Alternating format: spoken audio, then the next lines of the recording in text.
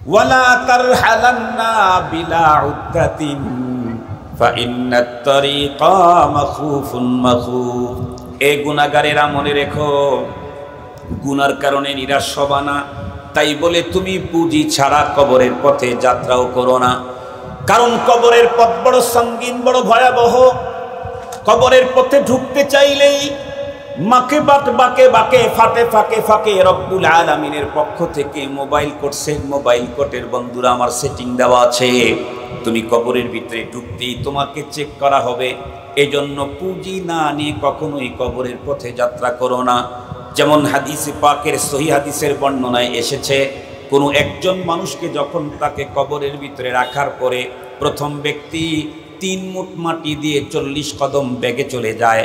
আতাহু মালাকানে আসওয়াদানে আরজাকান ফায়ুজলিসানিহি।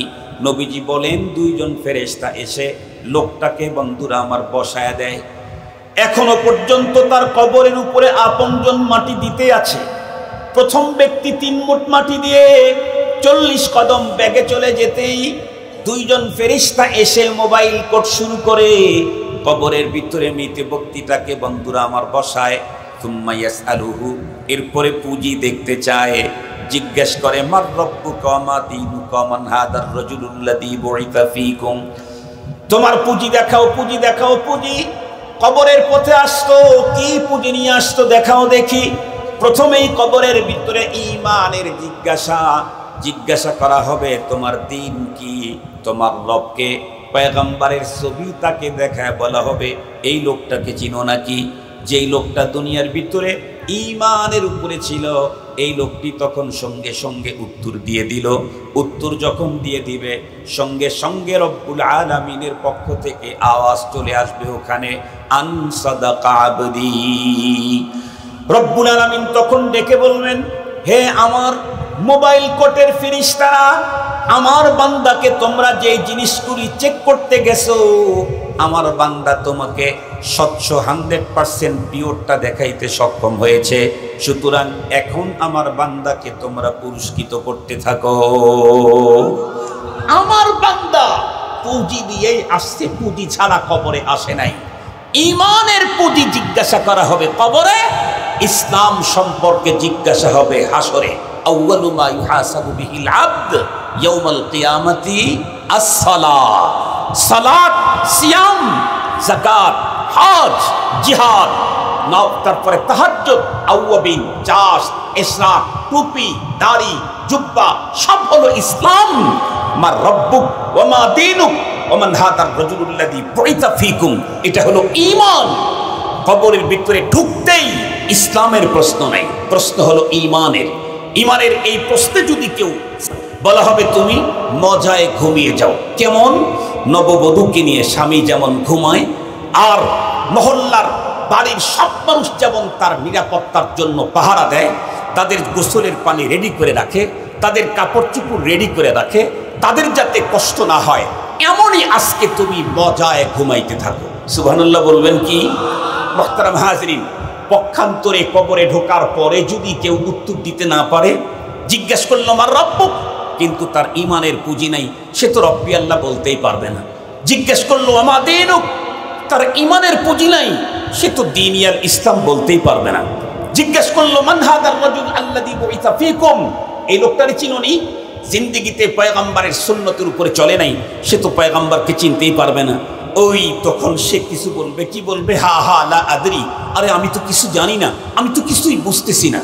সাথে সাথে রব্বুল আলামিনের পক্ষ থেকে আওয়াজ আসবে, ওর কবরের ভিতরে ওকে ওকে আগুনের পোশাক পরিয়ে দাও, আগুনের বিছানা বিছিয়ে দাও, জাহান্নাম থেকে ওর কবর পর্যন্ত পথ তৈরি করে দাও, যাতে আগুনের শিখাগুলি ওর কবরে ঢুকতে থাকে।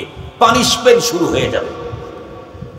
মুসলমান ভাইরা আমার কথা ভালো করে বুঝবেন। এই জন্য আমাদের জীবনের যত কিছু প্রয়োজন আছে, সর্বপ্রথম প্রয়োজনটা হলো ঈমান। যতক্ষণ পর্যন্ত ঈমান অর্জন করতে না পারবো, পৃথিবীর সমস্ত সম্পদ যদি আমার অর্জন হয়, তারপরেও আমি বড় পোড়া কপালওয়ালা। আর পৃথিবীর কোনো কিছুই যদি আমার অর্জন না হয়, কিন্তু ঈমানে খালেস যদি আমি অর্জন করতে পারি, আল্লাহর কসম আমার চাইতে বড় সৌভাগ্যবান আর কেউ হতে পারে না। মুসলমান ভাইরা রে আমার, লম্বা কথা বলতে চাই না। এ পর্যন্ত আলোচনা দিয়ে একটা কথাই আপনাদের অন্তরে বসাইতে চেয়েছি, সেটি হলো দুনিয়াতে কি পেলাম না পেলাম এটা বড় হিসাব না। মূল হিসাব হলো আমি পরপারের জীবনের কিছু পুঁজি নিয়ে দুনিয়া ত্যাগ করতে হবে। এ কারণেই আল্লাহর পয়গম্বর বলেন, আল কাইয়িসু মান দানা নাফসাহু ওয়া আমিলা লিমা বাদাল মাউত। এ পৃথিবীর সবচাইতে বড় বুদ্ধিমান কে? আল্লাহর পয়গম্বর বলেন, যেই মানুষটা তার প্রবৃত্তিকে দমন করলো আর পরপারের পুঁজি করলো, সেই হলো দুনিয়ার ভিতরে সবচাইতে বড় বুদ্ধিমান। আল্লাহ পাকের রাসূল আলো বলেন, আদ-দুনিয়া মাজরাতুল আখিরা। আমাকে পৃথিবীতে পাঠানো হয়েছে উন্নত গাড়ি বাড়ি টাকা পয়সা ল্যান্ড প্রপার্টি মিল কারখানা গ্রুপ অফ ইন্ডাস্ট্রিজের মালিকানা নেওয়ার জন্যই না, বরং আল্লাহ বলেন, মা খালাকতুল জিন্না ওয়াল ইনসা ইল্লা লিয়াবুদুন। মা খালাকতুল জিন্না ওয়াল ইনসা বখা নিস্তে মকসুদ জুজ ইবাদত আজ জাহা। এই জন্য মুসলমান সর্বপ্রথম যেই পুঁজিটা আমাদের দরকার তার নাম কি বলেন? আরো একটু জোরে বলেন কি? আমার জিজ্ঞাসা হলো, এই ঈমানের তালিম দেওয়া হয় আমার দেশের কোন জায়গায়? আরো একটু জোরে বলেন কোন জায়গায়? ঈমানের মতো মহা সম্পদ মাদ্রাসাতে দেওয়া হয়। এখানে একজন ঈমানহীন মানুষ ঢুকলে পাক্কা ঈমানদার বানায় দেওয়া হয়। এই কারণে বন্ধুরা আমার, পৃথিবীতে যত প্রতিষ্ঠান হতে পারে, মুমিন ঈমানদারের কাছে মাদ্রাসার চাইতে বড় দামি কোনো প্রতিষ্ঠান হতেই পারে না। আলহামদুলিল্লাহ, আমি তো অনেক আগ থেকেই গাইবান্ধা, রংপুর, দিনাজপুর বিভিন্ন অঞ্চলে আল্লাহ পাকের মেহেরবানিতে দাওয়াতের ইরশাদের নিসবতে আসা যাওয়া হতো। আমি আমার শুরু জীবনেই দেখতাম গাইবান্ধাতে মাদ্রাসা নাই। কুড়িগ্রামে এখনো পর্যন্ত উন্নত দাওরা হাদিস দুইটা মাদ্রাসাও পাওয়া যাবে না। লালমনিরহাটে আজ পর্যন্ত সম্ভবত একটা দাওরা হাদিস মাদ্রাসা নাই। যেই অঞ্চলের ভিতরে মাদ্রাসা নাই, ওই অঞ্চলের মানুষদের বন্ধুরা আমার উঠা বসা কথাবার্তা আচার আচরণ অত সুন্দর হয় না। যারা আল্লাহর কোরআন পড়ে তাদের আচার আচরণ অত্যন্ত সফট হয়। বন্ধুরা আমার, কোরআন তো এমনই এক জিনিস, এটা ধরলে মানুষকে সফট বানায় ছাড়ে। তার জ্বলন্ত প্রমাণ ইসলামী ইতিহাসের সবচাইতে ভয়ঙ্কর ভিলেনের নাম ফারুক আজম রাদিয়াল্লাহু আনহু। যেই ওমরে ফারুক রাদিয়াল্লাহু তাআলা আনহুর সামনে মক্কার কোন গোত্রের কোন নেতা তার সিদ্ধান্তের বিরুদ্ধে কথা বলার সাহস করতো না। কেন? কারণ হযরত ওমরের সিদ্ধান্তের বিরুদ্ধে কথা বলা মানে নিজের রক্ত নিয়ে খেলা করা। সেই ওমরে ফারুক রাদিয়াল্লাহু আনহু, ওনার গলায় যখন কোরআনের মালা পরায় দেওয়া হলো, আল্লাহর পয়গম্বর যখন কোরআনের তালিম দিয়ে দিলেন, উনি এতটাই সফট হয়ে গেলেন। উনি বলতেছিলেন, তামাম আমার রাজত্বের পুরা এরিয়ার ভিতরে একটা যদি কুকুরও না খেয়ে মরে যায়, তাহলেও আমাকে আল্লাহর আদালতে আসামির কাঠগড়ায় দাঁড় হতে হবে। আগে মানুষের রক্ত নিয়ে খেলা করতে দ্বিধাবোধ করতেন না, এখন কুকুর না খেয়ে মরে গেলে আল্লাহর আদালতে আমাকে জবাবদিহি করতে হবে।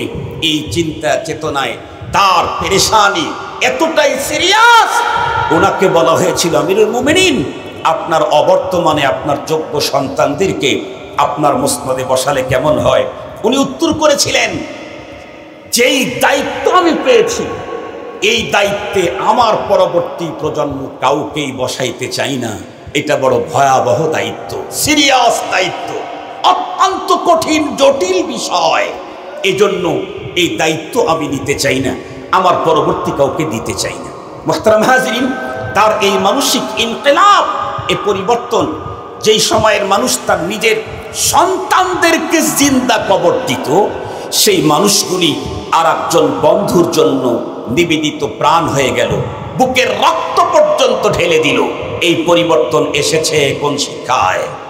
আমরা প্রত্যেকেই জানি, এই পৃথিবীতে যত মানুষ আছে, এই পৃথিবীতে যত মানুষ আছে, তামাম মানুষগুলি প্রথমত দুই প্রকার। এক প্রকারের মানুষ যারা পরপার, আখেরাত, জান্নাত, জাহান্নাম বিশ্বাস করে না।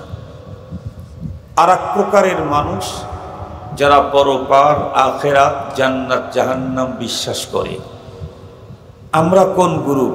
অবিশ্বাসীদের গ্রুপ না বিশ্বাসীদের গ্রুপ? বিশ্বাসীদের গ্রুপ। আমাদের বিশ্বাস অনেক আগানো। তাম দুনিয়া মৃত্যু পর্যন্ত বিশ্বাস করে। মুমিন মৃত্যুর পরে অনেক লম্বা বিশ্বাস মুমিনের অন্তরে আছে।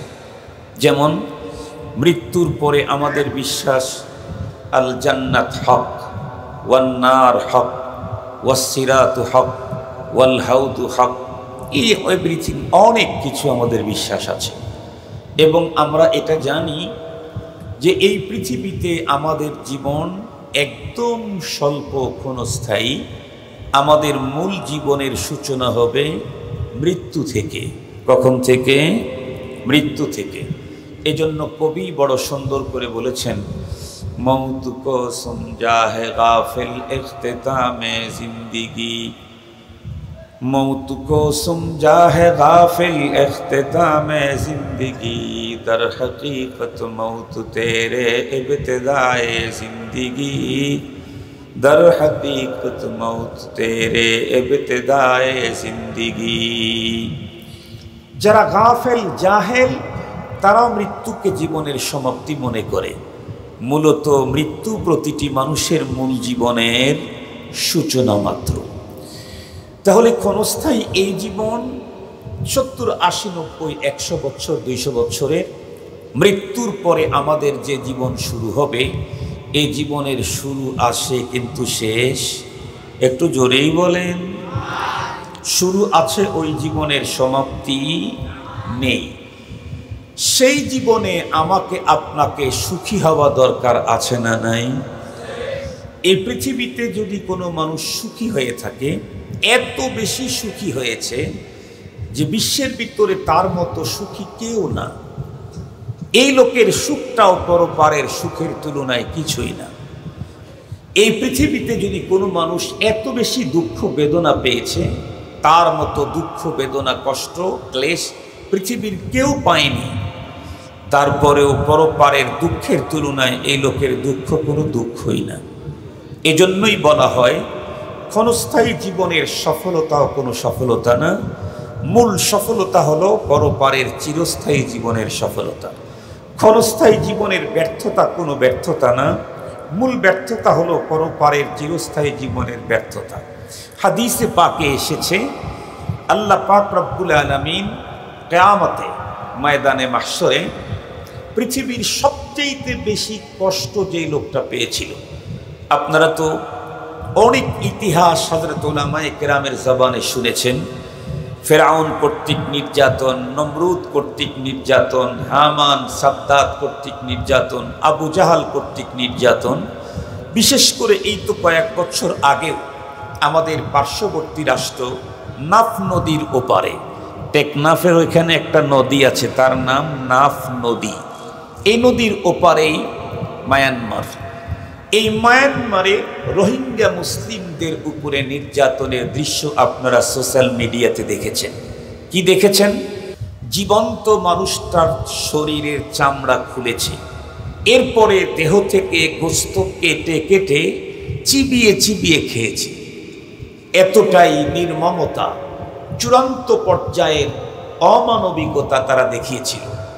এর চাইতেও যদি পৃথিবীর কোনো মানুষ অনেক বেশি কষ্ট পেয়ে থাকে, সেই মানুষটাকে আল্লাহ পাক পরপারে ফেরেশতা দিয়ে বলবেন যে একে একটু জাহান্নামের কিনার দিয়ে ঘুরায় নিয়ে আসো। এই লোকটাকে যখন জাহান্নামের কিনার দিয়ে ঘুরায় আনা হবে, রব্বুল আলামিন জিজ্ঞেস করবেন, পৃথিবীতে তুমি কি পরিমাণে দুঃখ বেদনা পেয়েছো? জাহান্নামের কিনার দিয়ে ঘুরে এসে জাহান্নামের শাস্তির পদ্ধতি, সিস্টেমগুলি দেখেই এই লোক পৃথিবীতে পাওয়া সকল দুঃখের কথা ভুলে যাবে। সে বলবে, আরব পৃথিবীতে আমি কোনো দুঃখই পাই নাই। তাহলে সেই জীবনের দুঃখ কত বড় ভয়ঙ্কর। পৃথিবীর সবচাইতে বেশি আমোদ প্রমোদ আনন্দ করেছে, শান্তিতে ছিল পৃথিবীর যেই মানুষটা, তাম পৃথিবীর ভিতরে সবচাইতে বেশি নাম্বার 1 শান্তি সুখে যে ব্যক্তিটা ছিল, এই ব্যক্তিকে পরপারে ফেরেশতা দিয়ে বলা হবে, একে একটু জান্নাতের ভিতর দিয়ে ঘুরায় নিয়ে আসো, কোনো জায়গায় দাঁড়াইতে পারবে না। এই লোকটাকে নিয়ে যখন জান্নাতের ভিতরে অল্প জায়গায় ঘুরাবে, এরপরে আল্লাহ পাক জিজ্ঞাসা করবে, পৃথিবীতে তুমি কি পরিমাণে সুখ পেয়েছিলে? জান্নাতের সুখের সিস্টেম পদ্ধতি দেখেই এই লোকটা তার পৃথিবীর সুখের কথা মুহূর্তেই ভুলে যাবে। সে বলবে, আরব, আমার পৃথিবীতে কোনোদিন সুখ আমাকে টাচই করে নাই। আল্লাহু আকবার বলবেন কি একটু কষ্ট করে? তাহলে মূল সুখ হলো পরপারের সুখ, মূল শান্তি হলো পরপারের শান্তি, মূল সফলতা হলো পরপারের সফলতা। ক্ষণস্থায়ী এই 70-80 বছর 90 বছরের জীবনের সফলতা, এটা কোনো চূড়ান্ত সফলতা নয়। এই জীবনের ব্যর্থতাও কোনো ব্যর্থতা নয়। পরপারের জীবনে আমি আপনি যদি সফল হতে চাই, পরপারের জীবনে যদি সুখ সমৃদ্ধি শান্তি পেতে চাই, তাহলে আমার জন্য অবশ্যই কিছু পুঁজির দরকার আছে। এই পৃথিবীতে কোনো মানুষ তার চাহিদা পূরণ করতে চাইলে পুঁজি লাগে না? লাগে না? অবশ্যই পুঁজি লাগে। যে কোনো চাহিদা পূরণে কোনো না কোনো পুঁজি বিনিয়োগ করতেই হয়। আমি আর আপনি যদি পরপারের চিরস্থায়ী জীবনে সুখ শান্তি সমৃদ্ধি যদি পেতে চাই, তাহলে আমাদের জন্য পুঁজির প্রয়োজন আছে না নাই? আছে। একজন মানুষ 70 বছরের জীবনে কোনো পুঁজি করতে পারল না এই ক্ষণস্থায়ী জীবনে। আর একজন মানুষ সমস্ত কিছু সে অর্জন করলো, কিন্তু সে পরপারের পুঁজি গোছাইতে পারল না। মুজাহিদে আজম শামসুল হক ফরিদপুরি রহমতুল্লাহ আলাইহি কি বলেছেন? পৃথিবীর সব কিছু পেয়েছো, আল্লাহকে পাওনি, তুমি কিছুই পাওনি। পৃথিবীর সব কিছুই পেয়েছো, রাজত্ব পেয়েছো, কর্তৃত্ব পেয়েছো, নেতৃত্ব পেয়েছো, পেয়েছো চেয়ার পাওয়ার, পেয়েছো সম্পদ, পেয়েছো সন্তান, পেয়েছো অনেক সম্মান, কিন্তু রবকে পাওনি, তুমি কিছুই পাওনি। আর পৃথিবীর কিছুই অর্জন করতে পারোনি, কিন্তু রবকে তুমি সন্তুষ্ট করতে পেরেছো, তাহলে তোমার অর্জন পৃথিবীর সবার চাইতে বড়। মুহতারাম হাজিরিন, আমাদের প্রত্যেকটি মানুষ ইচ্ছায় অনিচ্ছায় পরপারে যেতেই, কথা বলেন একটু, ইচ্ছায় অনিচ্ছায় পরপারে যেতেই, মৃত্যুকে আলিঙ্গন করতেই হবে, রবের সামনে দাঁড় হতেই হবে। সেই জীবনে সুখ শান্তি সমৃদ্ধি যদি কেউ পেতে চায়, তাহলে তার জন্য দুইটা মাত্র পুঁজি দরকার। কয়টা পুঁজি? দুইটা পুঁজি। 70-80-100 বছরের টোটাল লাইফে অনেক পুঁজি অর্জনের দরকার নাই। মাত্র দুইটা পুঁজি যদি আমি আমার টোটাল লাইফে অর্জন করে পরপারের পথে যাত্রা করতে পারি, তাহলে কোরআনে হাকিমে আল্লাহ তাআলা নিজেই বলেছেন, মৃত্যুর মুহূর্তেই আমি আমার সফলতা নিজের চোখে দেখতে পাবো। মৃত্যুর সময়, মৃত্যুবরণ করে তারপরে না, মৃত্যুর মুহূর্তেই আমি আমার সফলতা দেখতে পাবো। আল্লাহ পাক রব্বুল আলামিন বলেন, ইন্নাল্লাযীনা ক্বালু রাব্বুনাল্লাহু সুম্মা ইসতাকামু তাতানাজ্জালু আলাইহিমুল মালাঈকা আল্লা তাখাফু ওয়া লা তাহজানু ওয়া আবশিরু বিল জান্নাতিল্লাতী কুনতুম তুআদুন। দুইটা পুঁজি নিয়ে পরপারে আমাকে যেতে হবে। তার ভিতরে নাম্বার 1 পুঁজির নাম হলো ঈমান। প্রথম নাম্বার পুঁজির নাম কি? আর একটু জোরে বলেন। দুইটা পুঁজি নিয়ে যেতে হবে। দুই পুঁজি নিয়ে পরপারে গেলেই আমার জন্য জান্নাতুল ফিরদাউসের ব্যবস্থা। আল্লাহ পাকের কোরআন আল্লাহ তাআলা বলেন, ইন্নাল্লাযীনা আমানু ওয়া আমিলুস সালিহাত কানাত লাহুম জান্নাতুল ফিরদাউসি নুজুলা। নিঃসন্দেহে যে এই মানুষগুলি ঈমান আর নেক আমল করলো, এই দুই পুঁজি অর্জন করলো, তাহলে তাদের জন্য মেহমানদারির ব্যবস্থা হবে জান্নাতুল ফিরদাউস। সুবহানাল্লাহ। এই দুই পুঁজির প্রথমটার নাম কি? আর একটু সবাই জোরে বলেন, ঈমান। ঈমান ছাড়া আর পৃথিবীর কোনো পুঁজি দিয়েই পরপারে মুক্তির কোনো ব্যবস্থা নেই। নাম্বার ওয়ান লাগবে ঈমান। যেই ঈমানের কারণে আল্লাহ পাক আমাকে এই পৃথিবীর মতো 10 দুনিয়া সমান জান্নাত দিবেন মিনিমাম, কমপক্ষে এই পৃথিবীর মতো 10 পৃথিবী সমান জান্নাত দেয়া হবে শুধু ঈমান থাকলেই হলো। মুহতারাম হাজিরিন, এই জন্য ঈমান সবার আগে। বর্তমান বাংলাদেশের প্রথম সারির বিজ্ঞ প্রাজ্ঞ বিচক্ষণ বিদগ্ধ প্রজ্ঞাময় আলেমে দ্বীনের অন্যতম একজন মুফতি আব্দুল মালিক হাফিজাহুল্লাহ হুজুর একটা বই লিখেছেন, তার নামই দিয়েছেন ঈমান সবার আগে। ঈমান সবার আগে। কিন্তু দুঃখ আর পরিতাপের বিষয় হলো, আমার দেশের মুসলমান তার সন্তানকে ইংরেজি শিখাইতে ব্যস্ত। আমার দেশের মুসলমান তার সন্তানকে সৃজনশীল অঙ্ক শিখাইতে ব্যস্ত। আমার দেশের মুসলমান তার সন্তানকে জ্যামিতি শিখাইতে ব্যস্ত। আমার দেশের মুসলমান তার সন্তানকে গণিত শিখাইতে ব্যস্ত। আমার দেশের মুসলমান তার সন্তানকে arts, commerce, physics, science, technology আরো কত কিছু শিখানোর জন্য প্রায় পাগল পারা। যেই সম্পদ ছাড়া মানুষের কোনো মূল্যই নাই পরপারে, তার নাম হলো ঈমান। এই ঈমান শিখাবার তেমন কোনো গুরুত্ব এদেশের মুসলমানদের ভিতরে দেখা যায় না। মুহতারাম হাজিরিন, বিশেষ করে বেশি টাকাওয়ালা, বড় চেয়ার আর পাওয়ারওয়ালা, এরা তো ঈমান থেকে অনেকেই, সবাই না, ঈমান থেকে অনেকেই অনেক দূরে। আপনারা শুনলে অবাক হবেন, বাংলাদেশে বাস করে, বাংলা মাতৃভাষার জন্য যারা শহীদ হয়েছে তাদের জন্য মায়া কান্নাও করে, কিন্তু তাদের ঘরে যেই সন্তান জন্ম নিয়েছে, ছোট্ট বাচ্চা, মাত্র কথোপকথন শুরু করেছে, এই বাচ্চার সাথে বাংলা বলা নিষেধ। এমনকি কাজের বুয়া কি এমএ পাশের হয়? এমএ পাস হইলে কাজ করতে যাইতো? তাই এমএ পাস হইলে তোমার টিচারই করতো। কাজের বুয়াও যদি কখনো কোনো বাসাতে তাদের ছোট্ট বেবি বাচ্চার সাথে যদি বাংলা বলে, এ কারণে কাজের বুয়ার উপরে টর্চারিং করা হয়, নির্যাতন করা হয়। এদের প্রথম থেকেই ইংরেজি বলা শেখানো হয়। আমার ইমিডিয়েট ছোট ভাই, আপনারা অনেকে তাকে চিনেন, হযরত মাওলানা আব্দুল লতিফ খান, উনি বলেন, ভাইয়া আমি একবার ঢাকায় গেছি আমার এক ফ্রেন্ডের বাসায়, মানে আমার ছোট ভাইয়ের ফ্রেন্ডের বাসায়। তো উনি হুজুর মানুষ গেছে, 2-3টা ছেলে ওই বাসা আমার ছোট ভাইয়ের সামনে এসে দাঁড়িয়েছে। তো আমার ছোট ভাই ভদ্র ভাষায় তাদেরকে জিজ্ঞেস করছে, বাবু তোমরা কেমন আছো, তোমাদের কি নাম, কি করো তোমরা? ওরা কোনো কথা বলে না।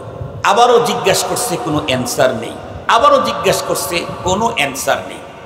আমার ভাই তখন চিন্তা করতেছে, আহা ছেলেগুলি কি সুন্দর চেহারা, কমলা লেবুর মতো দেখতে, কত ফাইন, কিন্তু কথা বলতে পারে না, বোবা।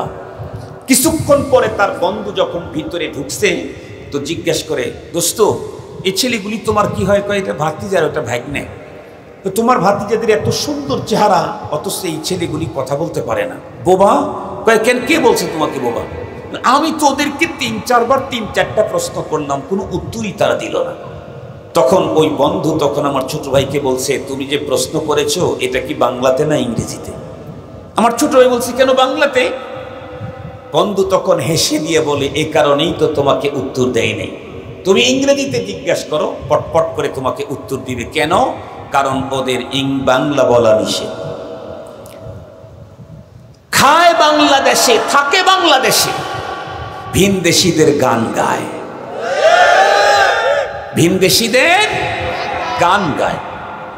আমরা ভাষাকে অবজ্ঞা করি না, কোনো ভাষাকেই না, হোক সেটা ইংরেজি অথবা অন্য কোনো ভাষাকে অবজ্ঞা করি না।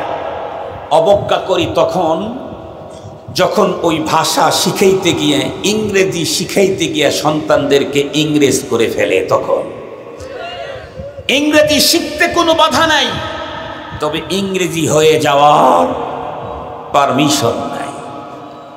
আজকে ছোট্ট বাচ্চা জন্মের পরে আব্বা আব্বা শিখানো হয়, আম্মা আম্মা শিখানো হয়, আল্লাহর পরিচয় করানো হয় না। সর্বপ্রথম শব্দ আব্বু বলো, আব্বু, ড্যাডি বলো। অথচ সন্তানের প্রথম শব্দ মুখ থেকে বের করা দরকার ছিল আল্লাহ। যেই সন্তান আল্লাহ চিনে ও আব্বাকেও চিনবে, আম্মাকেও চিনবে, ফুপিকেও চিনবে, আপনজনকে চিনবে, সকল মুসলমানকে চিনবে। যে আল্লাহ চেনে না সে আব্বা চেনার প্রশ্নই আসে না। মুসলমান ভাইরা রে, আমার কথা ভালো করে বুঝবেন। আমি যেই কথাটা আপনাদের হৃদয়ঙ্গম করাবার জন্য চেষ্টা করছি সেটি হলো, এই পৃথিবীর ক্ষণস্থায়ী জীবনে আমি সুখ আর শান্তিতে থাকতে চাইলে আমার কিছু পুঁজির দরকার আছে না নাই? পুঁজি দুনিয়াতে যার যত বেশি, দুনিয়াতে সুখ শান্তিতে থাকার ব্যবস্থা তার তত উন্নত। উন্নত গাড়ি কিনতে চাইলে পুঁজি লাগে, উন্নত বাড়ি করতে চাইলে পুঁজি লাগে, উন্নত জামা পড়তে চাইলে পুঁজি লাগে, উন্নত জুতা পড়তে চাইলে পুঁজি লাগে, দামি ফোন ব্যবহার করতে চাইলে পুঁজি লাগে, উন্নত সুন্দরী মেয়েকে বিয়ে করতে চাইলেও পুঁজি লাগে, উন্নত খাবার খেতে চাইলে পুঁজি লাগে। দুনিয়াতে যেমন প্রত্যেকটা কাজে পুঁজি লাগে, আমরা যারা কবরের পথের যাত্রী, বলুন তো দেখি পরপারে পুঁজির দরকার আছে না নাই? সেই কথাই তো একজন কবি মাত্র 2টা লাইনের ভিতরে চমৎকার বলেছেন। কবি বলেন, আয়া সাহিবাতাম বিলা তাকনাতু ফা ইন্নাল ইলাহা রাউফুন রাউফ ওয়ালা তারহালান্না বিলা উদ্দাতিন ফা ইন্নাত তারিকা মাখুফুন মাখুফ। কবি বলেন, ও গুনাহগার অপরাধী, তুমি নিরাশ হয়ো না, কারণ তোমার গুনাহ যত বড়ই হোক না কেন, আল্লাহ পাক রব্বুল আলামিনের দয়া তোমার গুনার চাইতে অনেক অনেক গুণে বেশি। এ কারণেই তো আমাদের পয়গম্বর হাদিসে কুদসিতে বয়ান করেছেন, ক্বালা রাসূলুল্লাহ সাল্লাল্লাহু আলাইহি ওয়াসাল্লাম, ক্বালা আল্লাহু তাআলা ইন্না রাহমাতি সাবাকাত গাযাবি। আল্লাহ পাক বলেন, আমার রাগের চাইতে আমার দয়া বেশি। সুতরাং তোমার জীবনের গুনাহ যত বেশি হোক না কেন, তুমি যদি সত্যিকার অর্থে তুমি নিয়ম পদ্ধতি মেলে আমার কাছে সারেন্ডার করতে পারো, তুমি 1000 বছরের গুনাহ করেছো লম্বা 1000 বছরে, আর আমি আল্লাহ 1000 বছরের গুনাহ ক্ষমা করতে 1 সেকেন্ড লাগবে। 1 সেকেন্ড। বর্তমান জামান আর রুমি বলা হতো, রুমিয়ে জামান বলা হতো। করাচির হযরত হাকিম মোহাম্মদ আখতার সাহেব রহমাতুল্লাহি আলাইহি, ওনাকে রুমিয়ে জামান বলা হতো। উনি বলতেন, পাকিস্তান শহর এক সমুদ্রের পাশে, পাকিস্তান শহরে লক্ষ লক্ষ মানুষ বাস করে। প্রতিদিন মানুষ টয়লেটে যায়, পায়খানা করে, পেশাব করে, ড্রেনেজের মাধ্যমে সকল মানুষের পেশাব পায়খানাগুলি গড়ে গড়ে সমুদ্রের কিনারে যায়। সমুদ্রের কিনারটা দুর্গন্ধ হয়ে যায়, ময়লাযুক্ত হয়ে যায়। চলতে চলতে সমুদ্রের মধ্যে যখন তরঙ্গ আসে, জোয়ার যখন আসে, একটা জোয়ারের তরঙ্গতে লক্ষ লক্ষ মানুষের মাসব্যাপী 15 দিন ব্যাপী সকল পায়খানা 1 সেকেন্ডেই পরিষ্কার করে দেয়। হাকিম মোহাম্মদ আখতার সাহেব রহমাতুল্লাহি আলাইহি বলেন, আল্লাহ পাকের তৈরি করা এই সাগরের মধ্যে যদি এমন ঢেউ আসতে পারে, রব্বুল আলামিনের দয়ার সাগরের তরঙ্গ এর চাইতে আরো কোটি গুণে বড়। রব্বুল আলামিনের মাগফিরাতের তরঙ্গ আরো কোটি গুণে বড়। তোমার 100 বছরের অপরাধ তুমি যদি সত্যিকার অর্থে মালিকের সাথে ডিসকাস করে সারেন্ডার করতে পারো, মালিকের কুদরতের মাগফিরাতের মহাসমুদ্রে এমন এক তরঙ্গ তৈরি হয়, এক বাড়িতে তোমার 1000 বছরের অপরাধ ক্ষমা করে দিয়ে যায়। এই জন্য কবি বলেন, আয়া সাহিবাদ দাম্বি, হে অপরাধী, লা তাকনাতু, তুমি নিরাশ হয়ো না। কেন? ফা ইন্নাল ইলাহা রাউফুন রাউফ, কারণ আমাদের মালিক বড় সিরিয়াস দয়াশীল। সুবহানাল্লাহ বলবেন কি একটু? সিরিয়াস দয়াশীল। কেমন দয়াশীল? আমি গুনাহ করতে করতে করতে করতে কয়েক কোটি গুনাহ করে ফেলেছি, কিন্তু পরবর্তীতে মালিকের কাছে গিয়ে কমপ্লিট সারেন্ডার করেছি, তওবা করেছি, বিশুদ্ধ তওবা। তাহলে কি হবে? বলে শুধু আমার কয়েক কোটি গুনাহকে ক্ষমা করে দিবেন তাই না, আল্লাহর কোরআন আল্লাহ তাআলা বলেন, উলাইকা ইউবাদদিলুল্লাহু সাইয়্যাতিহিম হাসানাত।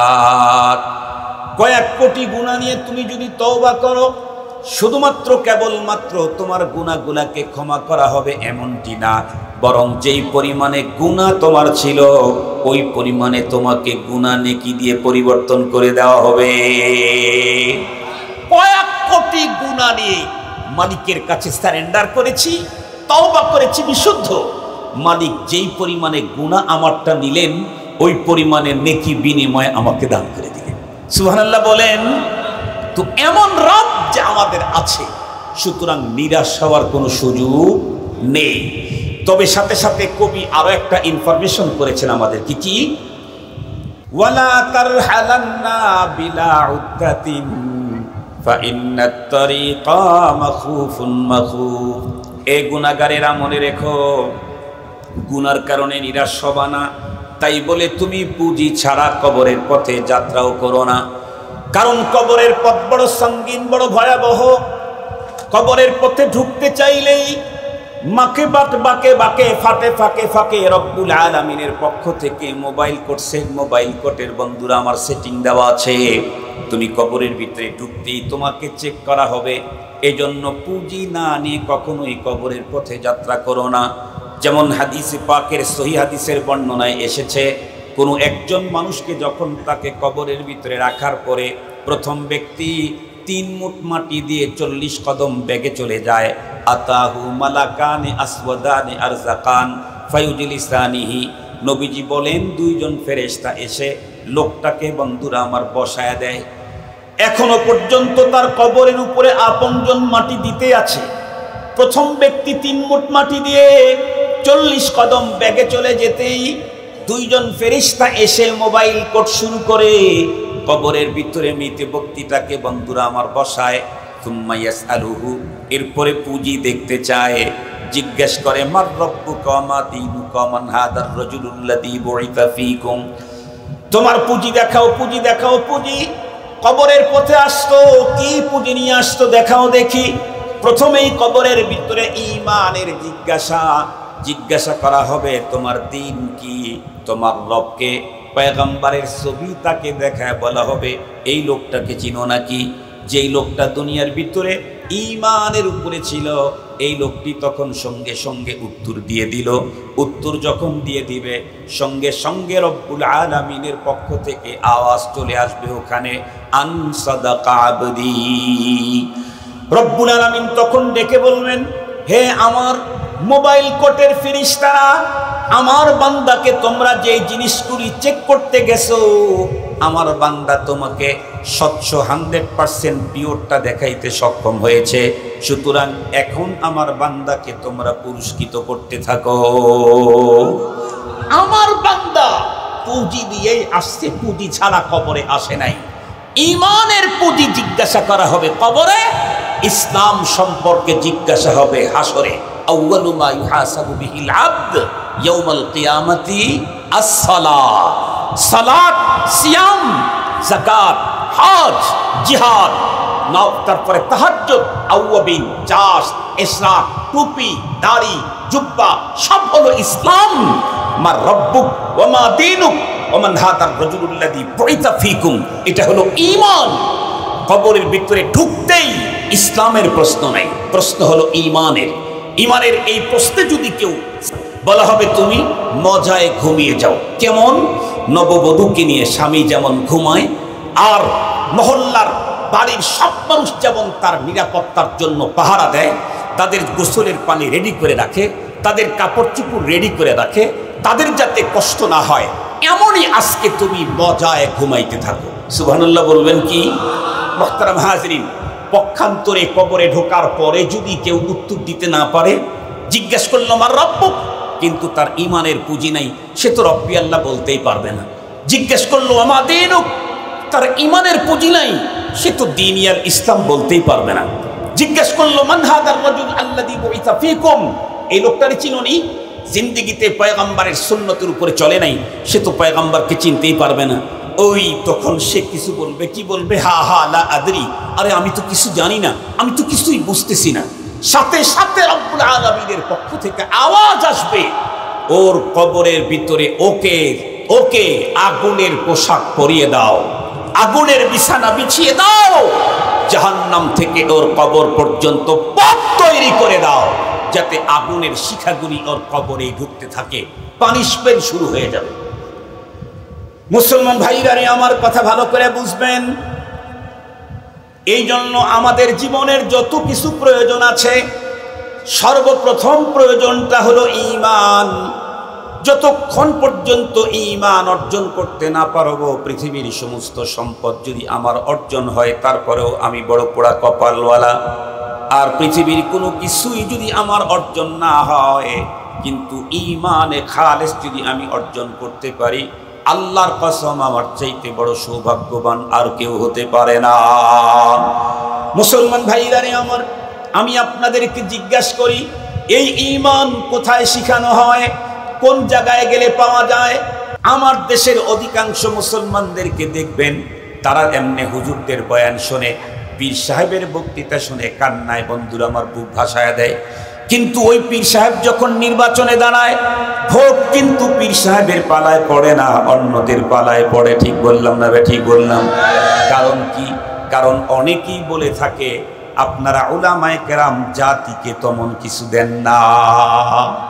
সাধারণ মানুষ যারা, নেতা যারা বিত্তবান, টাকা পয়সাওয়ালা, এরা জনগণকে অনেক কিছু দেয়, আপনারা শুধু নেন।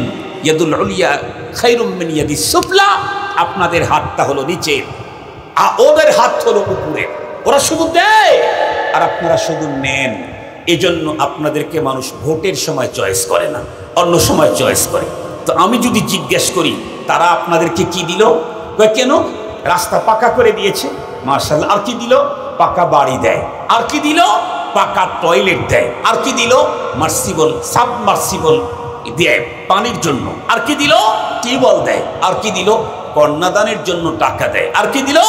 অ্যাক্সিডেন্ট হলে তখন চিকিৎসার জন্য অর্থ দেয়। আর কি দিয়েছে? বিজিএফ কার্ড এর কার্ড দেয়, চাউলের কার্ড দেয়, বয়স্ক ভাতা দেয়, অমুক দেয়, তমক দেয়। আপনারা কি দেন? তাহলে আমি জিজ্ঞেস করতে চাই, পাকা রাস্তা যেটা দিল, এটা আমার জীবনে কতদিন দরকার? দুনিয়াতে যতদিন বেঁচে আছি ততদিন। কথা বলেন না কেন? মরার পরেও কি পাকা রোডটা আমার প্রয়োজন আছে? মরণের পরে পাকা বাড়ি আমার দরকার আছে? মরণের পরেও কি পাকা টয়লেট দরকার আছে? আর একটু জোরে বলেন। মরণের পরে পাকা টয়লেট দরকার নাই, মরণের পরে পাকা বাড়িরও দরকার নাই, মরণের পরে উন্নত চিকিৎসার দরকার নাই। দুনিয়াতে 60 বছরের জীবনে যা দরকার, এটা আমাকে আমার দেশের নেতা দিল, আমার দেশের বিত্তবান দিল, আমার দেশের ধনীরা দিল। মোল্লায় কি দিল? মোল্লা আপনাদেরকে কিছুই দেয় নাই। মোল্লা এমন একটা পুঁজি দিয়েছে, যেই পুঁজি মোল্লা ছাড়া পৃথিবীর অন্য কেউ দিতে পারে না। তার নাম হলো ঈমানের পুঁজি। জোরে বলেন কিসের পুঁজি? আর একটু জোরে বলেন কিসের পুঁজি? ঈমানের পুঁজি। আমাদেরকে অনেক সময় বলা হয়, কওমি মাদ্রাসা কি শিখানো হয়? কওমি মাদ্রাসা কি শিখানো হয় মানে? হ্যাঁ, কওমি মাদ্রাসায় তো তেমন কিছু শিখানো হয় না। ডাক্তার হয় না, ইঞ্জিনিয়ার হয় না, ডক্টর হয় না, প্রকৌশলী হয় না, অমুক হয় না, তমুক হয় না, কিছুই হয় না। আমি আপনাদেরকে জিজ্ঞেস করতে চাই, মুহতারাম হাজরিন, কওমি মাদ্রাসা তো বহুত দূর কা বাত। মর্নিং মক্তব, জুমার মসজিদ অথবা পাঞ্জেগানা মসজিদের বারান্দায় ভাঙ্গা সিরা ফাটা চটের উপরে বসায়া মুসলমানের সন্তানকে সকালবেলায় যে পুঁজিটা দেওয়া হয়, আল্লাহর কসম, তাম পৃথিবী যদি কাউকে দেওয়া হয়, তার চাইতে মর্নিং মক্তবের কয়েকটা কালিমার পুঁজির দাম অনেক বেশি। মর্নিং মক্তবে কি পুঁজি দেওয়া হয়? ঈমানের পুঁজি দেওয়া হয়। আমানতু বিল্লাহি ওয়া মালাইকাতিহি ওয়া কুতুবিহি ওয়া রুসুলিহি ওয়াল ইয়াউমিল আখিরি ওয়াল কদরি খাইরিহি ওয়া শাররিহি মিনাল্লাহি তাআলা ওয়াল বাসি বাদাল মাউত। মুসলমান ভাইরা আমার ভালো করে বুঝবেন, এই যে কয়েকটা শব্দ বললাম, এই কয়েকটা শব্দের পুঁজি আল্লাহর কাছে এত দামি। এই শব্দগুলি যদি মরণের পরে ফেরেশতাদের সামনে যদি পেশ করতে পারে, তাহলে সঙ্গে সঙ্গে ফেরেশতা তাদেরকে বলবে, তুমি এখন নিশ্চিন্তায় ঘুমায় যাও, তোমার ঘুমের ভিতরে কেউ ডিস্টার্ব করার সুযোগ নাই। আর অপেক্ষা করো, ময়দানে মাহশরে তোমাকে এমন এক জান্নাতের বাজেট দিয়ে দেওয়া হবে, যেই জান্নাত আরদুহা কারদিস সামাওয়াতি ওয়াল আরদ, সাত তবক আসমান জমিনের বিস্তৃতি যত বড়, বিশালতা যত বড়, তত বড় এরিয়ার জান্নাত তোমাকে দান করা হবে এই কয়েকটা কালিমার বিনিময়ে। আল্লাহু আকবার বলেন।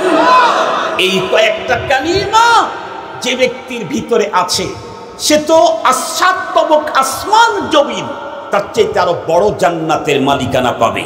মাত্র কয়েকটা কালিমা, আমানতু বিল্লাহি ওয়া মালাইকাতিহি ওয়া কুতুবিহি ওয়া রুসুলিহি ওয়াল ইয়াউমিল আখির ওয়াল কদরি খাইরিহি ওয়া শাররিহি মিনাল্লাহি তাআলা ওয়াল বা'সি বা'দাল মাউত।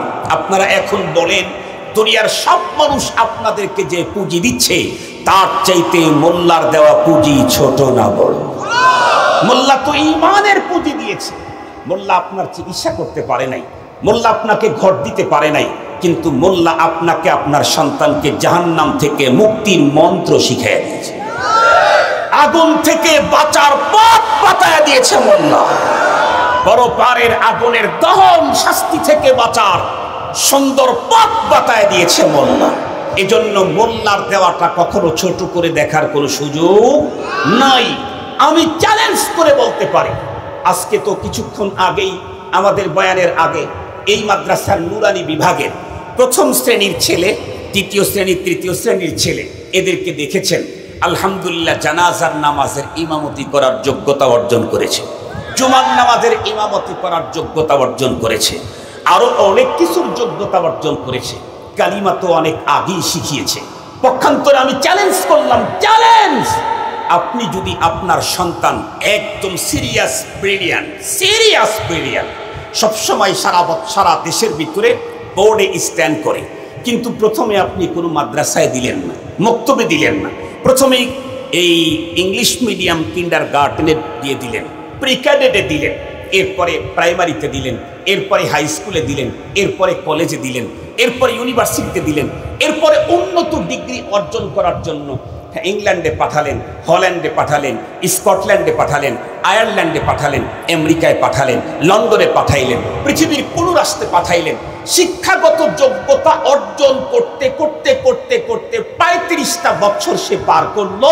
পৃথিবীর সবচাইতে বড় ডিগ্রি মেডিকেল সায়েন্সের FRCS, কথার কথা বলতেছি, এটাও সে নিয়ে আসলো, কিন্তু কোনোদিন মাদ্রাসায় যায় নাই, হুজুরের কাছে যায় নাই। দুনিয়ার সব বিভাগের উপরে নাম্বার 1 হলেও তাকে একটু জিজ্ঞেস করেন, তুমি ঈমানে মুজমাল বলো তো দেখি, এই প্রশ্নের উত্তরে কোন বিভাগ পায়? কথা বলেন না কেন? ঈমানে মুফাসসাল বলো দেখি, সুযোগ নাই, বলতে পারে না। যে লোক দুনিয়ার সব বিজ্ঞান অর্জন করলো, দুনিয়াকে যিনি তৈরি করলেন তার সাথে সম্পর্ক করতে পারলো না, এর চাইতে বোকা, এর চাইতে বেহুদা পৃথিবীতে আর কেউ হতেই পারে না। এই জন্য মুহতারাম হাজিরিন, আমরা অত বড় ডিগ্রি আপনাদেরকে অর্জন করায় দিতে পারি না, তবে আমরা আপনাদের সন্তানদেরকে আল্লাহর সাথে সম্পর্ক করায় দেওয়ার ব্যবস্থাটা আমরা করায় দিই। আলহামদুলিল্লাহ বলেন। এই সমস্ত দিনই মাদ্রাসাতে দিন শিখানো হয়। আমি একবার, আমার শরীরের অস্ত্রোপচার হয়েছে 2 বার, অপারেশন করেছি আমার লাইফে। আমি তখন ঢাকা জেলা পরিষদ অ্যানেক্স কারকনবাড়ি বড় মসজিদের খতিব ঢাকাতে। তো আমার গল ব্লাডারে পাথর। জুমার নামাজের পরে আমি বললাম মুসল্লিদেরকে যে আমি হয়তো 1-2 জুমা আপনাদের এখানে আসতে পারবো না, আপনারা দোয়া করেন, আমার শরীরে একটা ছোট্ট অস্ত্রোপচার আছে। নামাজের পরেই আমাকে মুসল্লিরা ঘিরে ফেললেন, হুজুর কি হয়েছে? আমি বললাম আমার গল ব্লাডারে পাথর। হুজুর আপনি এই পাথর অপসারণ করার জন্য কোথায় যাবেন? আমি বললাম সিরাজগঞ্জে হয়তো করব না, বগুড়াতে করব। সাথে সাথে কয়েকজন বড় মানুষ মুসল্লি বলতেছে, হুজুর তা হয় না, আপনি আমাদেরকে দ্বীনের অনেক বিষয় খেদমত করেন, আমরা আপনাকে একটু স্বাস্থ্য বিষয়ে খেদমত করব। আপনি রাজধানীর খতিব হয়ে আপনি নর্মাল একটা শহরে অপারেশন করবেন, তা হতে দেওয়া যায় না। তো কি করব আমি? বলে হুজুর আমাদের মসজিদের সাথেই ইন্টারন্যাশনাল মেডিকেল কলেজ ইনস্টিটিউট আছে এই ওল্ড টাউনে, CMM কোর্টের সাথে। তো বলতেছে এইখানে যিনি গল ব্লাডারের অপারেশন করেন উনি হলেন বাংলাদেশের প্রথম laparoscopic surgeon doctor Motiur Rahman, আমরা আপনাকে এখানে নিয়ে যাব, এইখানে আপনাকে অপারেশন করাই দেব। বললাম ঠিক আছে চলেন। তো ওনার কাছে নিয়ে গেল আমারে, বর্তমান দলের একজন নেতা, আল্লাহর বান্দা দুনিয়া থেকে বিদায় নিয়েছেন, আল্লাহ তাকে মাফ করে জান্নাত দান করুন। উনি তো অনেক বড় ডাক্তার, বললাম তো বাংলাদেশের প্রথম ল্যাপারোস্কোপিক সার্জন অধ্যাপক মতিউর রহমান ডাক্তার। ওনার কাছে উনি ডাইরেক্ট ঢুকে পড়লেন আমাকে নিয়ে। নেতাদের একটা স্পেশালি পাওয়ার থাকে। যাওয়ার পরে উনি আমাকে নিয়ে লম্বা ধর্মীয় ব্যাপারে ডিসকাস শুরু করলেন। এক পর্যায়ে উনি বলেই ফেললেন যে আপনাদের কওমি মাদ্রাসাগুলোতে ইংরেজি পড়ানো হয় না কেন? এই কথা যখন বলছে আমি তখন বললাম যে আপনারা যা পড়ান ওইটার উপরেও আমার প্রশ্ন আছে, আমরা যা পড়াই তার উপরে আপনার প্রশ্ন আছে, আপনারা যা পড়ান তার উপরেও আমার প্রশ্ন আছে। বলে কেমন? আমি বললাম আমি আপনারে খুব ভালো চিনি, আপনি আমারে না চিনলেও। আপনার প্রতিষ্ঠান হলো ইন্টারন্যাশনাল মেডিকেল ইনস্টিটিউট, আর আমারটা হলো কারকনবাড়ি লেন জামে মসজিদ। আমি জানি আপনি এখানকার একসময় প্রিন্সিপাল ছিলেন, রাজনৈতিক কারণে আপনি এখন ওই পদে নাই। আপনার এখানে এই কলেজে ভর্তি হইতে কাউকে 16 লাখ, 17 লাখ, 18 লাখ, 20 লাখ টাকা লাগে। এদেশের ছেলেদেরকে শিক্ষিত করার জন্য 17 লাখ টাকা নিয়ে আপনি কি পড়ান? শুধুই মেডিকেল সায়েন্স পড়ান। অথচ বাংলাদেশ হলো কৃষি নির্ভরশীল একটা দেশ, এদেরকে কৃষি বিজ্ঞান শেখানো আরো বেশি দরকার ছিল। আপনার মেডিকেল কলেজে কৃষি বিজ্ঞান নাই কেন? এই প্রশ্নের উত্তর আপনি দেন। এদেশটা তো কৃষি নির্ভরশীল দেশ, তাদেরকে কৃষি বিজ্ঞান না শিখায় শুধুই মেডিকেল সায়েন্স শিখাইতেছেন কেন? উনি তখন চুপ মেরে গেলেন। আমি বললাম যেই কারণে কৃষি নির্ভরশীল দেশে বাস করেও আপনার প্রতিষ্ঠানে শুধুই মেডিকেল সায়েন্স পড়ানো হয়, কৃষি বিজ্ঞান পড়ানো হয় না, একই কারণে আমার মাদ্রাসায় শুধু কোরআন আর হাদিস পড়ানো হয়, এই ইতিহাস, ভূগোল আর সায়েন্স পড়ানো হয় না। কারণ ইতিহাস আর ভূগোল আর সায়েন্স পড়ানোর বহু প্রতিষ্ঠান আছে, নাই এদেশে? কথা বলেন, নাই এদেশে? মেডিকেল সায়েন্সের জন্য যেমন স্পেশাল প্রতিষ্ঠান দরকার, এগ্রিকালচার ইউনিভার্সিটিতে যেমন শুধু কৃষি বিজ্ঞান শেখানো হয়, তথ্য প্রযুক্তির জন্য যেমন স্পেশাল প্রতিষ্ঠান, আল্লাহর কোরআন আর হাদিসের জন্য স্পেশাল প্রতিষ্ঠান দরকার। মুহতারাম হাজরিন, সেই দিন ওই ডাক্তার সাহেবের সাথে আমার সোয়া ঘন্টা ডিসকাস হয়েছিল। সোয়া ঘন্টা রোগী দেখা বন্ধ করে তার সাথে আমার ডিসকাস হয়েছিল।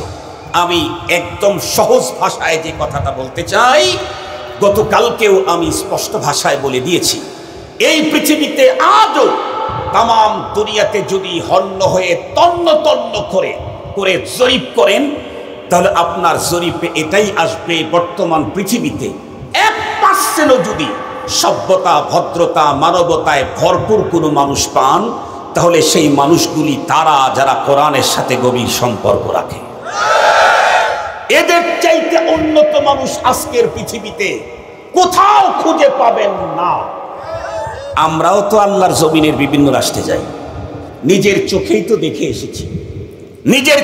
তো দেখে এসেছি, আপনাদের বর্তমান পৃথিবীর যেই দেশের তথ্য প্রযুক্তিতে দুনিয়া সেরা, যেই দেশের তথ্য প্রযুক্তিতে দুনিয়া সেরা, ইতিহাস দেখেন, 2022-এর ইতিহাস দেখেন, তাম পৃথিবীর মধ্যে সুইসাইডে সেরা কারা, আত্মহত্যায় সেরা কারা, এটা একটু দেখেন। তথ্য প্রযুক্তিতে যারা দেশের মধ্যে দুনিয়ার ভিতরে নাম্বার 1, ওই সমস্ত রাষ্ট্রের মধ্যে এখন সুইসাইডেও নাম্বার 1। আত্মহত্যার প্রবণতা এত সিরিয়াস বেড়ে গেছে, যেই বিজ্ঞান এতদিন পর্যন্ত মানুষের বেঁচে থাকার জন্য হাজার আরামের ব্যবস্থা, আগে টয়লেটে পায়ের উপরে ভর করে বসা লাগতো, এখন চেয়ারে বসেই টয়লেট। কথা বলেন না কেন? কমোড সিস্টেম কি? চেয়ারে বসে টয়লেট না, আরো উন্নত টয়লেট আছে উন্নত বিশ্বে। আপনি শুয়ে পড়বেন, পেটের উপরে সুইচ টিপবেন, হালকা মৃদু একটু চাপ দিবে, নিচ দিয়ে কাজ কমপ্লিট হবে। আর এক জায়গায় সুইচ দিবেন, আর সোসার কাজ করা লাগবে না, ওই কাজ করে দিয়ে দিবে। আরো কত কিছু পৃথিবীতে মানুষ বাঁচার আনন্দ আরামের এত কিছু তৈরি করার পরে এখন আবার বিজ্ঞানীরা লাস্টে এসে তৈরি করতেছে ইজি সুইসাইড মেশিন।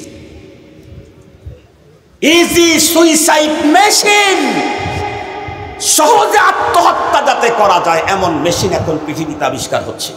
কেন? কারণ আত্মহত্যার প্রবণতা বেড়ে যাচ্ছে, আর আত্মহত্যার যেই পুরাতন পদ্ধতি, এটা অত্যন্ত কষ্টকর। বিষ খেলে যারা বিষ খাওয়ার পরে মরে নাই, বাঁচছে, ওদের গলার ভিতরে যাদের পাইপ ঢুকাইছে ওরা দেখছে যে আজরাইল ছাড়াও আজরাইল আছে। যারা একবার এই কাজ করে এরা দ্বিতীয়বার এই কাজটা করে না। আর যাই হোক, বিষ আর জীবনে খায় না, আল্লাহ যদি ওরে বাঁচায় দেয়। যারা চাক্কার নিচে পিষ্ট হয়ে মরে, মৃত্যুর আগ মুহূর্ত পর্যন্ত ক্রোধ, আবেগ, জিদ এর কারণে মাথা দিয়েছে, কিন্তু মাথার উপরে যখন চাক্কা ওঠে তখন যে কষ্টটা হয় ও বলার আর সুযোগ থাকে না, কারণ তো শেষ। যারা গায়ে আগুন লাগায় দেয়, সুইসাইড করে, এদের কষ্টটাও ভয়ঙ্কর। যারা গলার ভিতরে রশি দিয়ে ফাঁস দিয়ে মরে, যাদের কষ্টটাও ভয়ঙ্কর। এক কথায় আত্মহত্যার প্রবণতা দুনিয়ার ভিতরে বেড়েছে, কিন্তু আত্মহত্যার পদ্ধতিগুলি অত্যন্ত কষ্টদায়ক। এই জন্য বিজ্ঞান কি করলো, এই যে সুইসাইড মেশিন আবিষ্কার করলো। তাদের তথ্য মতে যে কেউ যদি আত্মহত্যা করতে চায় ওই পদ্ধতি বাদ দিয়ে আমাদের মেশিনের ভিতরে ঢুকলে একেবারে শ্বশুর বাড়ির মতো তেলতেলায় মরে যাবে। শ্বশুর বাড়ি যেতে যেমন তেলতেলায় যায় তেমন যাবে। আসলে কি এমন? আসলে কি এমন? মৃত্যু যন্ত্রণা বড় ভয়াবহ। মৃত্যু যন্ত্রণা থেকে মুক্তি পেতে চাইলে সুইসাইড ইজি মেশিন তৈরি করে হবে না, মালিকের সাথে বন্ধুত্ব করতে পারলে সম্ভব। মালিকের সাথে বন্ধুত্ব করতে পারলে সম্ভব, তাছাড়া কখনোই সম্ভব নয়। মুসলমান ভাইরারে আমার, লম্বা কথা বলতে চাই না। এ পর্যন্ত আলোচনা দিয়ে একটা কথাই আপনাদের অন্তরে বসাইতে চেয়েছি, সেটি হলো দুনিয়াতে কি পেলাম না পেলাম এটা বড় হিসাব না। মূল হিসাব হলো আমি পরপারের জীবনের কিছু পুঁজি নিয়ে দুনিয়া ত্যাগ করতে হবে। এ কারণেই আল্লাহর পয়গম্বর বলেন, আল কাইসু মান দানা নাফসাহু ওয়া আমিলা লিমা বাদাল মাউত। এই পৃথিবীর সবচেয়ে বড় বুদ্ধিমান কে? আল্লাহর পয়গম্বর বলেন, যেই মানুষটা তার প্রবৃত্তিকে দমন করলো আর পরপারের পুঁজি করলো, সেই হলো দুনিয়ার ভিতরে সবচেয়ে বড় বুদ্ধিমান। আল্লাহ পাকের রাসূল আরো বলেন, আদ-দুনিয়া মাজরাতুল আখিরা। আমাকে পৃথিবীতে পাঠানো হয়েছে উন্নত গাড়ি বাড়ি, টাকা পয়সা, ল্যান্ড প্রপার্টি, মিল কারখানা, গ্রুপ অফ ইন্ডাস্ট্রিজের মালিকানা নেওয়ার জন্যই না, বরং আল্লাহ বলেন, মা খালাকতুল জিন্না ওয়াল ইনসা ইল্লা লিয়াবুদুন। মা খালাকতুল জিন্না ওয়াল ইনসা বখা নিস্তে মকসুদু জুজ ইবাদত আজ জাহা। এই জন্য মুসলমান সর্বপ্রথম যেই পুঁজিটা আমাদের দরকার তার নাম কি বলেন? আরো একটু জোরে বলেন কি? আমার জিজ্ঞাসা হলো, এই ঈমানের তালিম দেওয়া হয় আমার দেশের কোন জায়গায়? আরো একটু জোরে বলেন কোন জায়গায়? ঈমানের মতো মহা সম্পদ মাদ্রাসাতে দেওয়া হয়।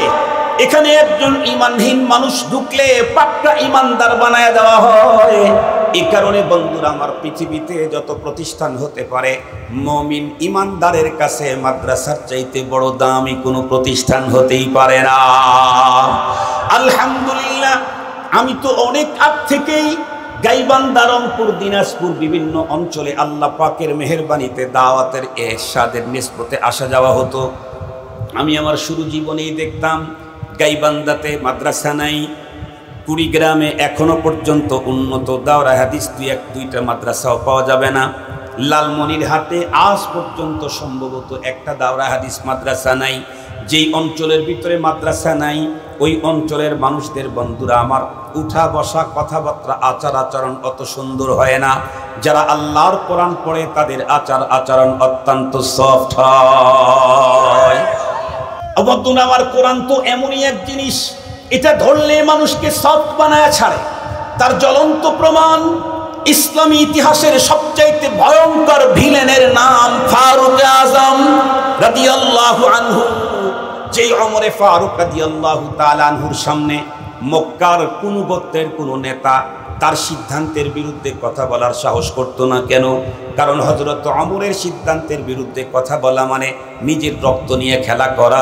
সেই ওমরে ফারুক রাদিয়াল্লাহু আনহু ওনার গলায় যখন কোরআনের মালা পরায় দেওয়া হলো, আল্লাহর পয়গম্বর যখন কোরআনের তালিম দিয়ে দিলেন, উনি এতটাই সফট হয়ে গেলেন। উনি বলতেছিলেন, তামাম আমার রাজত্বের পুরা এরিয়ার ভিতরে একটা যদি কুকুরও না খেয়ে মরে যায়, তাহলেও আমাকে আল্লাহর আদালতে আসামির কাঠগড়ায় দাঁড় হতে হবে। আগে মানুষের রক্ত নিয়ে খেলা করতে দ্বিধাবোধ করতেন না, এখন কুকুর না খেয়ে মরে গেলে আল্লাহর আদালতে আমাকে জবাবদিহি করতে হবে। এই চিন্তা চেতনায় তার পেরেশানি এতটাই সিরিয়াস, ওনাকে বলা হয়েছিল, আমিরুল মুমিনিন, আপনার অবর্তমানে আপনার যোগ্য সন্তানদেরকে আপনার মুসনদে বসালে কেমন হয়? উনি উত্তর করেছিলেন, যেই দায়িত্ব আমি পেয়েছি এই দায়িত্বে আমার পরবর্তী প্রজন্ম কাউকেই বসাইতে চাই না। এটা বড় ভয়াবহ দায়িত্ব, সিরিয়াস দায়িত্ব, অত্যন্ত কঠিন জটিল বিষয়। এজন্য এই দায়িত্ব আমি নিতে চাই না, আমার পরবর্তী কাউকে দিতে চাই না। মুহতারাম হাজিরিন, তার এই মানসিক ইনকিলাব, এই পরিবর্তন, যেই সময়ের মানুষ তার নিজের সন্তানদেরকে জিন্দা কবর দিত, সেই মানুষগুলি আর একজন বন্ধুর জন্য নিবেদিত প্রাণ হয়ে গেল, বুকের রক্ত পর্যন্ত ঢেলে দিল। এই পরিবর্তন এসেছে কোন শিক্ষায়? আর একটু জোরে বলেন, কোন শিক্ষায়? এই সেই কোরআনে পাকের শিক্ষার এক বাতিঘর আল্লাহর মেহেরবানিতে আপনাদের মলং বাজার দারুল উলুম হামিউস সুন্নাহ মাদ্রাসা। আলহামদুলিল্লাহ বলেন। সত্যি কথা বলবেন, আমাকে শোনাবার জন্য না, অতিথিবৃন্দদেরকে খুশি করার জন্য না, বড় হুজুরকেও খুশি করার জন্য। সত্য কথা বলেন তো দেখি, মাদ্রাসা প্রতিষ্ঠার আগে এ অঞ্চলের মানুষের আচার আচরণ, মসজিদগুলির যে অবস্থা ছিল, এখন কি কিছু পরিবর্তন হয় নাই? আর একটু জোরে বলেন। এই যে মুরব্বীরা তো মিথ্যা কথা বলে নাই, নিঃসন্দেহে 9 বছরে একটা দ্বীনি প্রতিষ্ঠান এখানে প্রতিষ্ঠা করার কারণে এলাকার মানুষের ইনসানিয়ত, মানবতা, মানুষের আখলাক, মানুষের চরিত্র, এমনকি এই এলাকার জমির দামও মনে হয় একটু বেড়ে গেছে। অন্য এলাকার লোকগুলি এই এলাকায় আত্মীয় করার জন্য ফিকির করবে, কারণ ওখানে দ্বীনি প্রতিষ্ঠান আছে, ইসলামের বাতিঘর আছে। এই জন্য মুহতারাম হাজিরিন, এই বাতিঘরের পিছনে যত তেল ঢালতে পারবো, ততই এই দ্বীনের আলো, ইসলামের আলো তত দূর পর্যন্ত আলো ছড়াতে থাকবে। ঠিক বললাম না ঠিক বললাম? আমরা মৃত্যু পর্যন্ত আমরা তো এই ইসলামের বাতিঘরে তেল ঢালতেই থাকবো। মৃত্যুর আগে আপনজনদেরকে ওসিয়ত করে যাব, বাবা, দ্বীনের এই বাতিঘরগুলোকে কখনো যেন তেলবিহীন অবস্থায় নিভে না যায়। ওসিয়ত করে যেতে পারবো না ইনশাআল্লাহ? কারণ পৃথিবীর কোনো কিছু আমাকে না দিলে এ দ্বীনের বাতিঘর আমার অন্তরে আল্লাহর প্রেমের আগুন জ্বালায়া দেয়। আমি আমার আলোচনাকে আর দীর্ঘায়িত করতে চাই না। এ দ্বীনি প্রতিষ্ঠান এই বাতিঘরের তেল ঢালার জন্য সর্বোচ্চ প্রচেষ্টা আমাদের চালু আছে, চালু থাকবে। দোয়ার আগ মুহূর্তে আমি আপনাদের কাছে একটু দেখতে চাই, কে কতটুকুন এ দ্বীনি প্রতিষ্ঠানের জন্য সহযোগিতা করবেন। মাদ্রাসার ছাত্র যারা আছে তারা আপনাদের কাছে রুমাল নিয়ে যাবে, পকেটে 100 টাকা আছে দিয়ে দেন। আর টাকা নাই, কয় কিলোমিটার দূর থেকে আসছেন, 2 কিলো পায়ে হেঁটে যান। একটা দিন কমপক্ষে আবু বকর সিদ্দিক রাদিয়াল্লাহু আনহুর মতো একটু আমল দেখেন। সিদ্দিক আকবর রাদিয়াল্লাহু আনহু ঘরের সব সম্পদ নিয়ে গিয়েছিলেন। আমার তো ওই ঈমান নাই, আমার তো ওই ঈমান নাই, কমপক্ষে আজকে আমার পকেটে যা আছে এটা টোটালটা মাদ্রাসার জন্য দিয়ে দিই।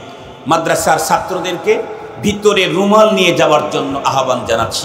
আপনারা উঠে যায়েন, আপনারা না ওয়াদা দিয়েছেন যে আখিরি মোনাজাতে নিজেদের গুনামাপ, পিতামাতা যারা চলে গেছেন তাদের জন্য গুনামাপ, ভবিষ্যৎ প্রজন্ম যারা আসবে তাদেরকে যেন আল্লাহ কুফুরি, শিরিকি, বেদাতের ছোঁয়া থেকে হেফাজত করেন। নগ্নতা, নির্লজ্জতা, বেহায়াপনা, দ্বীনহীনতা, এই জাতীয় সিরিয়াস রকমের খারাপি থেকে যেন আল্লাহ পাক সকলের সন্তানদেরকে, ভবিষ্যৎ প্রজন্মকে হেফাজত করেন। এজন্য আমরা আল্লাহ পাকের কাছে চোখের পানি ছেড়ে কান্নাকাটি করে দোয়া করব। আর কোরআনে পাকে আল্লাহ তাআলা বলে দিয়েছেন, ওয়াকালা রাব্বুকুম উদউনি আস্তাজিব লাকুম, তোমার রব তোমাদেরকে বলছে তোমরা আমাকে ডাকো, আমি তোমাদের ডাকের সাড়া দেব। এটা রব্বুল আলামিনের কথা। তো মুহতারাম হাজিরিন, যে কথা বলতেছিলাম, কথাটাও আমি একটু শেষ করতে চাই। 2টা পুঁজি নিয়ে পরপারে গেলে আমার কোনো পেরেশানি নাই। একটা পুঁজির নাম ঈমান, বলেন একটা পুঁজির নাম, এই ঈমান আমাদেরকে শিখতে হবে, জানতে হবে, ঈমানের উপরে চলতে হবে। 2 নাম্বার হলো জীবনের টোটাল লাইফটাতেই আমরা নেক আমল করব, নেকি অর্জন করব। সবসময় শুধু টাকা কামানোর ফিকির করলে হবে না, নেকি কামানোর ফিকিরও করতে হবে। দুনিয়াতে যার টাকা যত বেশি, তার মনের চাহিদা তত বেশি পূরণ হয়, সে তত বেশি স্বাচ্ছন্দ্য জীবন কাটায়। পরপারে যার নেকি যত বেশি, তার মজা তত বেশি। সুবহানাল্লাহ বললেন না যে ঈমানের পরে যার নেকি পরপারে যত বেশি, তার পরপারে মজা তত বেশি। আল্লাহ পাক আমাদের প্রত্যেক নারী পুরুষকে ঈমান আর নেক আমলের পুঁজি নিয়ে পরপারে পাড়ি দেওয়ার তৌফিক দান করুন। আর একটু জোরে বলেন না আমিন। এখন একটা কথা হুজুর, নেক আমল, আমলে সালেহ কি জিনিস? আমলে সালেহ হলো ওই আমল, ওই কাজ, যেই কাজ করলে নেকি পাওয়া যায়। হুজুর নেকি পাওয়া যায় কোন কাজ করলে? যেই কাজে আল্লাহর হুকুম, নবীর তরিকা থাকে, সেই কাজেই নেকি পাওয়া যায়। যেমন মনে করেন আমরা টয়লেটে যাই না? যাই। টয়লেটে যাওয়ার সময় যদি রাসূলুল্লাহর সুন্নত মেনে টয়লেটে যাই, তাহলে টয়লেটে গেলেই আমার নেকি হবে। মসজিদে ঢোকার সময় যদি নবীজির সুন্নতের উল্টা ঢুকি, তাহলে মসজিদে ঢুকেও গুনাহ হবে। মসজিদে ঢোকেও গুনাহ হবে নবীজির সুন্নতের উল্টা করলে। আর টয়লেটে গেলে, ঘুমাইলে, গোসল করলেও নেকি হবে, যদি এই কাজগুলি কার তরিকায় হয়? নবী মুহাম্মদুর রাসূলুল্লাহ সাল্লাল্লাহু আলাইহি ওয়াসাল্লামের তরিকায় হয়।